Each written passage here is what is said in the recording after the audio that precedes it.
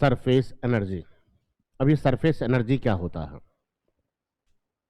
देखो, surface energy क्या होता है इसको हम समझेंगे। Surface energy is the E work done stored in the form of energy is making a surface और ए फिल्म। हमने कहा कि जो सरफेस होती है किसी भी बॉडी की, जैसे ये हमारे पास पानी है और इस पानी का ये सरफेस है, ये वाला फ्री सरफेस है इस वाटर का। इस फ्री सरफेस पर एक लेयर और एक फिल्म बनके तैयार होती है बाय द सरफेस टेंशन, जिसको हम सरफेस एनर्जी बोलते हैं। हमने कहा कि सर ये लेयर और फिल्म हमें तो दिखती नहीं है। जैसे जो जो सब्सटेंस जिनका सरफेस एरिया बहुत कम होता है वो इस लेयर को देख पाते हैं, समझ पाते हैं, इनके ऊपर बैठ पाते हैं। जैसे पानी की सरफेस के ऊपर मच्छर बैठ पाते हैं ना। हमारा सरफेस एरिया तो बहुत ज्यादा है तो हम तो पानी में गिरते ही डूब जाएंगे, लेकिन मच्छर तो बैठ पाते हैं ना। मच्छर अगर पानी की सरफेस के ऊपर बैठ पा रहे हैं तो मतलब कोई ना कोई लेयर तो है, कोई ना कोई लेयर तो है, और उस लेयर को हम कहते हैं सरफेस एनर्जी, सरफेस की एनर्जी। सरफेस एनर्जी किसके कारण डेवलप हुआ? सरफेस एनर्जी के, सरफेस टेंशन के कारण। जिस सब्सटेंस का, जिस लिक्विड का सरफेस टेंशन जितना ज्यादा होगा, सरफेस एनर्जी भी उतना ही ज्यादा होगा। हम जब बारिश के दिनों में मच्छर पैदा होते हैं तो हम मच्छरों को मारने के लिए करते क्या है? उसके उसके ऊपर, लिक्विड के ऊपर क्या डाल देंगे? मिट्टी का तेल। ये डालेंगे ना, केरोसिन डाल देंगे ना। मिट्टी का तेल डालने से होगा क्या? ऐसा नहीं है कि मिट्टी का तेल सूंघने से उनकी मौत हो जाएगी। मिट्टी का तेल डालने से क्या होगा? मिट्टी का तेल का डेंसिटी क्या है? कम। वो हाई डेंसिटी वाले फ्लूइड के ऊपर आएगा, जिसकी डेंसिटी कम है वो ऊपर रहेगा ना। अब डेंसिटी कम होने के कारण सरफेस टेंशन भी कम होगा। सरफेस टेंशन कम है, सरफेस टेंशन यदि कम है तो उसका सरफेस एनर्जी कम होगा, और जिसकी जो लेयर बन रही है उस लेयर की थिकनेस कम होगी, और मच्छर उस पर बैठेगा, डूब जाएगा। डूबते उसको ऑक्सीजन नहीं मिलेगा तो वो मर जाएगा। सिंपल सा कंसेप्ट ये होता है, यस और नो। तो हमारे पास कंडीशन ये हो गया कि सरफेस एनर्जी क्या होता है कि work done formed in the surface, surface पर जो वर्क डन किया जाता है वो सरफेस एनर्जी के रूप में क्या होता है? स्टोर होता है, जिसके कारण एक पतली फिल्म और एक झिल्ली नुमा आकार बनकर तैयार होता है, जो सरफेस एनर्जी के रूप में जाना जाता है। यस और नो। सरफेस एनर्जी क्या हो जाएगा? Surface energy is equal to surface tension into area, particular area पर। अब surface tension into area, this is the surface area. ये क्या होता है? Surface area. ध्यान से समझना, यह है सरफेस एनर्जी। अब मैं सरफेस टेंशन को क्या लिख सकता हूं? Surface energy per unit increase of surface area. ये लिख दिया ना। अब मैंने कहा ये तो मैंने लिख दिया, अब इससे अगर मैं यूनिट निकालूं किसकी? सरफेस एनर्जी की, तो यहां से एनर्जी का, सॉरी सरफेस टेंशन का, सरफेस एनर्जी का यूनिट क्या हो गया? जूल। मतलब एनर्जी का यूनिट तो होता है जूल, और एरिया का यूनिट क्या हो गया? Metre square. तो joule per metre square is also unit of surface tension. Joule per metre square surface tension का यूनिट होता है। देखो ऑप्शन में आपको जूल पर मीटर स्क्वायर मिला, तो answer joule per metre square होगा। यस और नो। हमने कहा ये नई यूनिट है क्या? कोई नया वया यूनिट नहीं है। यूनिट होता था न्यूटन पर मीटर, ऊपर और नीचे मीटर मीटर से मल्टीप्लाई करने पर। न्यूटन इंटू मीटर क्या हो गया? जूल, और मीटर इंटू मीटर क्या हो गया? Metre square. हो गया ना वही यूनिट। कोई नई यूनिट नहीं है, लेकिन डिफाइन हमने दूसरी तरीके से किया है। किसको? सरफेस टेंशन को। ध्यान से समझे। Surface energy is what? Surface energy work done stored in the form of energy is making a surface और a film is known as the surface energy. Work done stored, work done जो store होता है surface पर, जो कि एक surface और film बना के तैयार करता है, जिसको हम क्या बोलते हैं? Surface energy. Surface energy is equal to surface tension into surface area, surface tension into surface area. तो मैं यहां से क्या लिख सकता हूं? देखो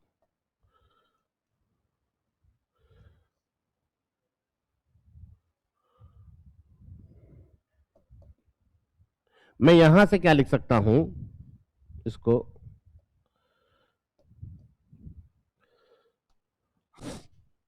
यहां से मैं क्या लिख सकता हूं कि surface tension is equal to surface energy per unit area, yes और नो? तो यहां से हमने लिख दिया unit of sigma is also joule per metre square. Sigma की unit joule per metre square भी होती है, तो घबराना नहीं है जूल पर मीटर स्क्वायर मिले।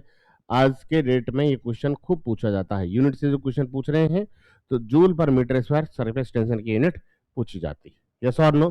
सरफेस टेंशन की यूनिट क्या है? Joule per metre square. अब इसको हम किस तरह से डिफाइन करें? ये जो सरफेस टेंशन आपने लिखा है भाई, सरफेस टेंशन के नया डेफिनेशन टाइप का हो गया, surface energy per unit surface area. इसको हम किस तरह से डिफाइन करते हैं, ध्यान से समझें। Thus, the surface tension can also be defined as surface tension can also be defined as work done per unit increase of surface area. What is the meaning of work done per unit increase of surface area? Work done तो हमें मिल गया ऊपर, मतलब energy मतलब work done मिल गया, तो per unit increase of surface area of liquid surface, this work done is stored in the form of surface energy, yes और no? Work done per unit increase of surface area क्या होगा उसको समझे हम। कोई समस्या? पहले तो इसका डेफिनेशन समझो भाई, सरफेस टेंशन पर यूनिट एरिया होना चाहिए, यही है ना? तो सरफेस टेंशन पर यूनिट एरिया है, लेकिन उन्होंने कहा work done per unit increase of surface area. क्या सरफेस एरिया इंक्रीज हो रहा है, घट रहा है, बढ़ रहा है, उसको देखते हैं। इसके लिए मैं एक्सपेरिमेंट कर रहा हूं। एक्सपेरिमेंट में कहा कि मेरे पास एक पानी की बूंद है जिसका डायमीटर है स्मॉल, जिसका रेडियस है स्मॉल आर, और ये पानी की बूंद एक नहीं है, 1000 है, यस और नो? 1000 पानी की बूंद है।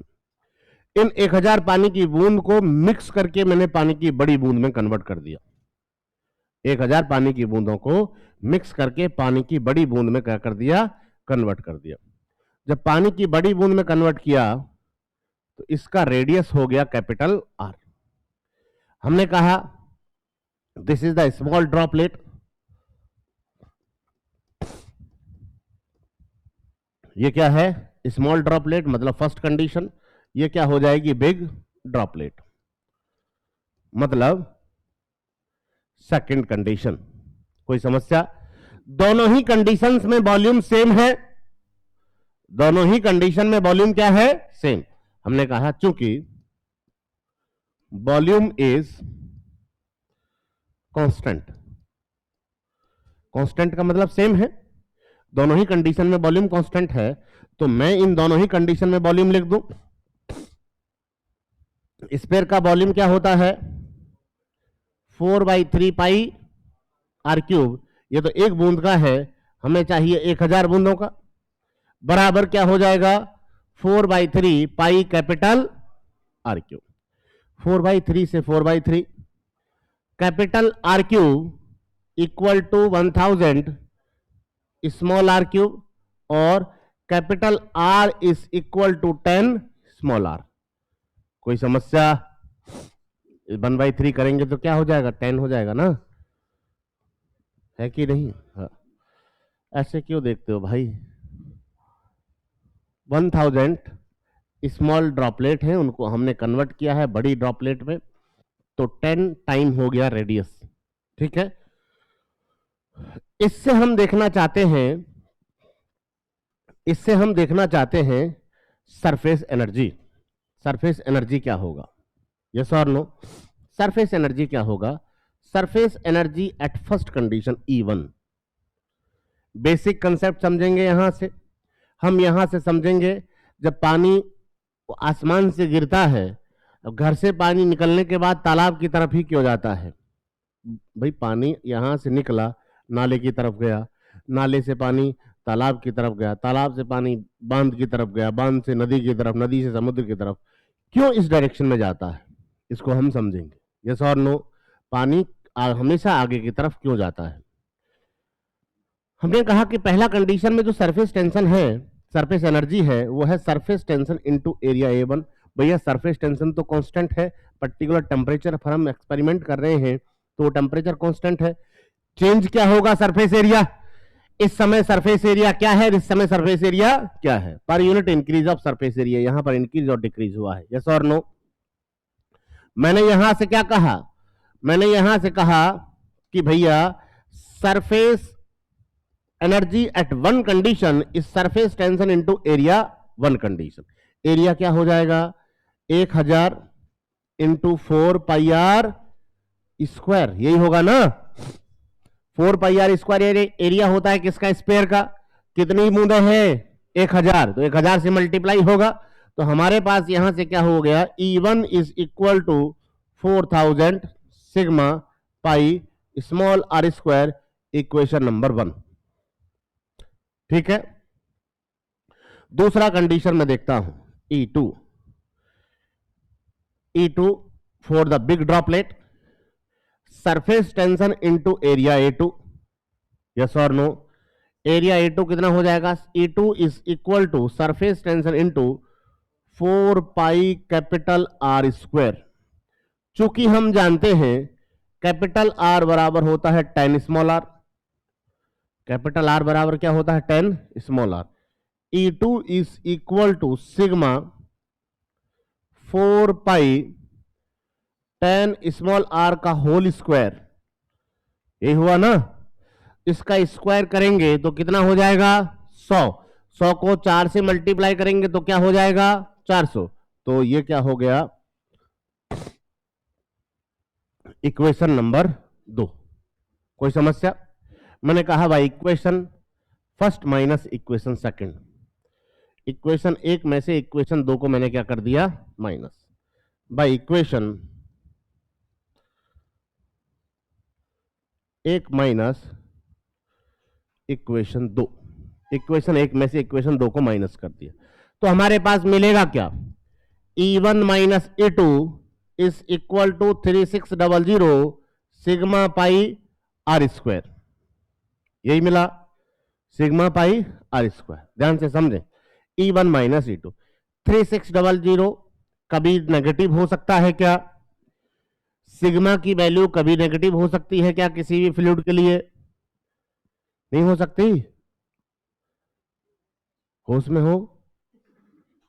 हो सकती है, नहीं, नहीं होगी, लॉक कर दे। ठीक, पाई की वैल्यू कभी नेगेटिव हो सकती है क्या, आर रेडियस कभी नेगेटिव हो सकता है क्या, इसमें कोई भी पैरामीटर ऐसा नहीं है जो कभी नेगेटिव हो सकता है, कोई भी पैरामीटर नेगेटिव ऐसा नहीं है जो नेगेटिव हो सकता है। इसका मतलब ये वैल्यू कभी नेगेटिव नहीं हो सकती, इसका मतलब ये वैल्यू हमेशा क्या रहेगी, पॉजिटिव।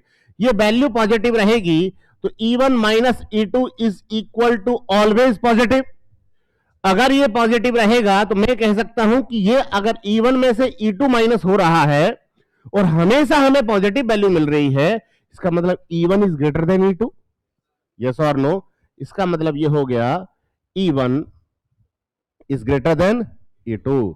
तो हमारे पास कंडीशन ये निकल के आई, इसको ध्यान से समझें, ये इक्वेशन बोलना क्या चाहती है।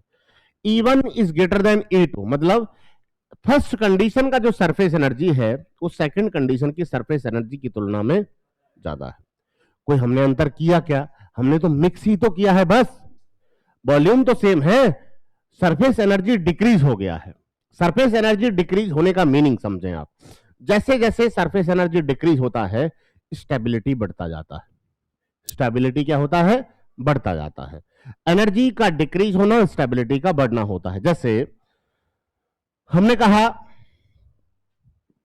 आप यहां पर बैठे हुए हो, अभी इन टोपी वाले भैया को मैंने उठाया और इनके जेब में 10,000 रुपए रख दिए। अब 10,000 से तो खैर क्या होगा, इधर उधर ही चले जाएंगे। 1,00,000 रुपए रख दिए, 1,00,000 रुपए रखने के बाद ही क्लास में रुकेगा, 3-4 दिन तो आएगा भी नहीं, आराम से बाहर घूमेगा। मतलब एनर्जी इज इनक्रीज। आज के डेट की एनर्जी क्या है, आज के डेट की एनर्जी तो पैसा ही है ना। तो जिसके पास एनर्जी ज्यादा है उसकी स्टेबिलिटी कम है, स्टेबिलिटी कम है। और जिसके पास एनर्जी कम है, आप जो बैठे हुए हो आपकी एनर्जी डाउन है, आप क्यों बैठे हुए हो यहां पर, सुबह सुबह आते हो 7 बजे उठ के और पैसा नहीं है इनके पास। पैसे कमाने के बहुत रास्ते हैं। तो सुबह सुबह उठ के आते हो इधर, यहां बैठे हुए हो, क्यों बैठे हो? स्टेबल होने के लिए। नौकरी लग गया, स्टेबल हो गया, स्टेबल होने के बाद अपना जीवन चलता रहेगा। संसार की प्रत्येक बॉडी स्टेबिलिटी की तरफ बहती है, संसार की प्रत्येक बॉडी स्टेबिलिटी की तरफ चलती है, आप भी, मैं भी, हर चीज स्टेबिलिटी की तरफ चलती है। ऐसा ही पानी के साथ होता है। Water always go to way of stability, water हमेशा स्टेबिलिटी की तरफ बहता है। क्यों बहेगा? ये एक्सपेरिमेंट बोल रहा है, ये हम नहीं बोल रहे। जमाना कहता है संजीव पासबुक नंबर 1 पढ़ा है क्या? हाँ, उसी में लिखा है ये। क्या बोलता है? E1 is greater than E2, मतलब E1 कंडीशन में सरफेस एनर्जी ज्यादा है, सरफेस एनर्जी जिसकी ज्यादा होगी उसकी स्टेबिलिटी उतनी ही कम होगी। यस और नो? तो E2 कंडीशन में सरफेस एनर्जी कम है तो उसकी स्टेबिलिटी ज्यादा है। तो वाटर हमेशा मिक्स होने की तरफ जाता है। वाटर क्या होना चाहता है? मिक्स होना चाहता है, जिससे कि वो अपनी सरफेस एनर्जी को क्या कर पाए? कम कर पाए, जिससे कि उसकी स्टेबिलिटी बढ़े। तो जैसे ही यहां से मैंने कहा ये 1000 घर हैं जिन पर आसमान से बारिश हुआ, सबसे पानी निकलकर तालाब की तरफ गया है। यस और नो? पानी निकलकर कहां गया? तालाब की तरफ गया है। पानी तालाब की तरफ गया है, तो तालाब की तरफ जाने का कारण क्या है? कि वाटर हमेशा स्टेबिलिटी की तरफ बह रहा है। अगर पानी वहां पर स्टेबल नहीं होता है, अगर पानी वहां पर स्टेबल नहीं होता है तो तालाब टूट जाएगा, तो बड़े रिजर्वायर की तरफ जाएगा, अपना बड़ा रिजर्वायर देखेगा। अगर बड़े रिजर्वायर में भी स्टेबल नहीं होता है तो वो नदी की तरफ जाएगा, नदी में भी स्टेबल नहीं होता है और नदी आगे की तरफ चल रही है तो वो समुद्र में जाके मिल जाएगा। समुद्र इस दुनिया का मोक्ष है पानी के लिए, अपने लिए नहीं, पानी के लिए इस दुनिया का मोक्ष है समुद्र। समुद्र से पानी कभी वापस नहीं आएगा, इसलिए बड़े बुजुर्ग बोलते थे समुद्र की तरह शांत बनो। उनको मालूम था कि समुद्र बहुत बड़ा होता है, सभी नदियां इसमें आके मिलती हैं, that's why surface energy is decrease. Surface energy decrease होगी तो स्टेबिलिटी इंक्रीज। ये भले ही मालूम हो चाहे ना हो, लेकिन उनको मुहावरा जरूर मालूम था, समुद्र की तरह शांत बनो। किसी आदमी ने कहा है तो कुछ सोच समझ के कहा होगा, ऐसे हवा में तो नहीं बोल दिया किसी ने। पानी का जो मोक्ष है वो क्या है? समुद्र। आपने कभी ऐसा सुना है आज समुद्र मदमस्त होकर नदियों की तरफ आ रहा है? ऐसा थोड़ी होता है, कभी नहीं आता। क्या?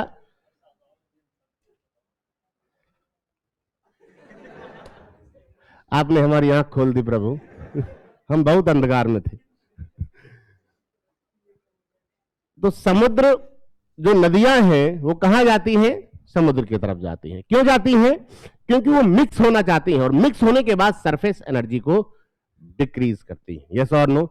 और सरफेस एनर्जी डिक्रीज होगी तो स्टेबिलिटी बढ़ेगी। यस और नो? सरफेस एनर्जी डिक्रीज होगी तो स्टेबिलिटी क्या होगी? बढ़ेगी। कोई समस्या? इसलिए water droplet takes the spherical shape. अब समझो इसको, ये तो हमने समझा है पानी किधर बह रहा है, ठीक है। अब हमने कहा था पानी की बूंद स्पेरिकल शेप में होती है, यही कहा था। हमने कहा इसको प्रूफ करेंगे, यही प्रूफमेंट है उसका कि E is equal to sigma into area, surface tension is constant, और सारा लेना देना अब किस पर होगा? सरफेस एरिया पर। ये क्या है? Surface area. जिसका सरफेस एरिया मिनिमम होगा उसके लिए सरफेस एनर्जी मिनिमम होगी, और जिसके लिए सरफेस एनर्जी मिनिमम होगी उसके लिए स्टेबिलिटी हाई होगी। और हम चाहते हैं स्टेबिलिटी को बढ़ाना, और सभी शेप में, जितनी भी शेप हमने निकाली थी, सभी शेप में सबसे कम सरफेस एरिया किसका था? स्पेरिकल कंडीशन का। Why? That's why spherical condition takes by the droplet of liquid. That's why water droplet takes the spherical shape. Spherical shape होने के कारण उसका सरफेस एरिया मिनिमम होता है, और सरफेस एरिया मिनिमम होने के कारण सरफेस एनर्जी मिनिमम होती है, और सरफेस एनर्जी अगर जिसकी मिनिमम है उसकी स्टेबिलिटी उतनी ही हाई है। यस और नो? इसलिए पानी की बूंद हमेशा स्पेरिकल शेप लेती है। हमने कहा था दुनिया का हर बॉडी स्टेबल होना चाहता है, दुनिया का हर बॉडी क्या होना चाहता है? स्टेबल होना चाहता है। इसलिए पानी की बूंद भी स्टेबल होना चाहती है, इसलिए इसमें उन्हें कौन सा शेप लेती है? वो स्पेरिकल। अगर ऐसा नहीं होता तो हमें पानी की बूंद अलग अलग आकार की मिलती तो हमें भी ज्यादा परेशानी नहीं होती। कोन वोन क्यों बनाते फिर हम? कोन बनाते हैं ना, आइसक्रीम आइसक्रीम भर के, बने बनाए आते ऊपर से।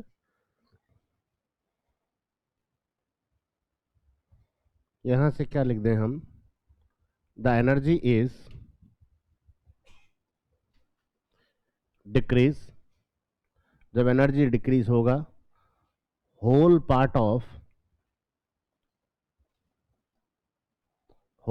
Of water is stable.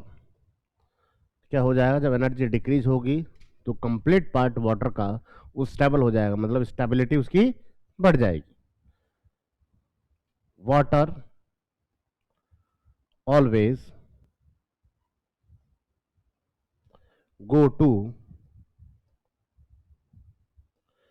Way of stability. पानी हमेशा किस रास्ते पर बहता है? स्टेबिलिटी की रास्ते पर बहता है। एग्जाम्पल क्या होगा? सी। एग्जाम्पल इज सी।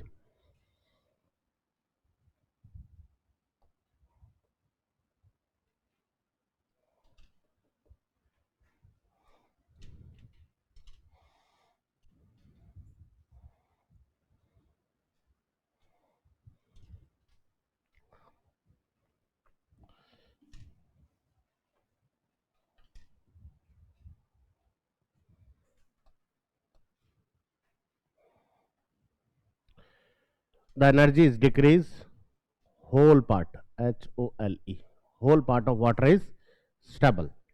ठीक है जी। Water always go to way of stability. किसी को कोई समस्या? ठीक है, ये तो हमारा रास्ता है, इससे तो हम निकले तो रास्ते में ये मिला क्वेश्चन, ये बोलना चाह रही थी, समझ लिया। बाकी हमारा मेन कंसर्न था why water droplet takes the spherical shape. पानी की बूंद स्पेरिकल शेप क्यों लेती है? तो लिखें प्रॉब्लम, वाई वाटर ड्रॉपलेट। हो गया ना ये सबका? प्रॉब्लम क्वेश्चन लिख लीजिए, question, why water droplet takes the spherical shape. Why water droplet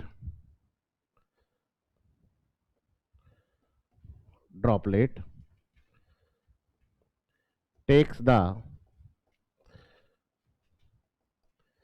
spherical shape।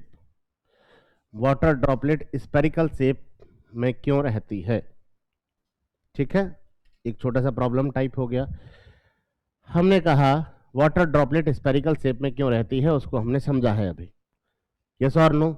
हमने कहा था जैसे जैसे हम सरफेस एनर्जी की बात करते हैं तो सरफेस टेंशन इनटू एरिया होती है, और जिसका सरफेस एरिया मिनिमम होगा, जिस शेप का सरफेस एरिया क्या होगा? मिनिमम, उसके लिए सरफेस एनर्जी भी क्या होगी जी? Minimum.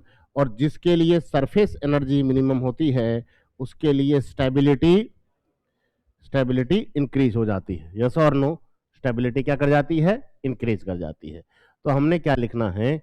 A liquid droplet takes the spherical shape because in spherical condition the surface area is minimum, thereby the surface energy is minimum surface energy to most stable state, thus liquid droplet takes the spherical shape। इसलिए liquid droplet किस shape में रहती है?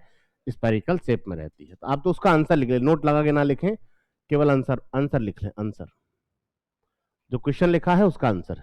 ठीक है जी।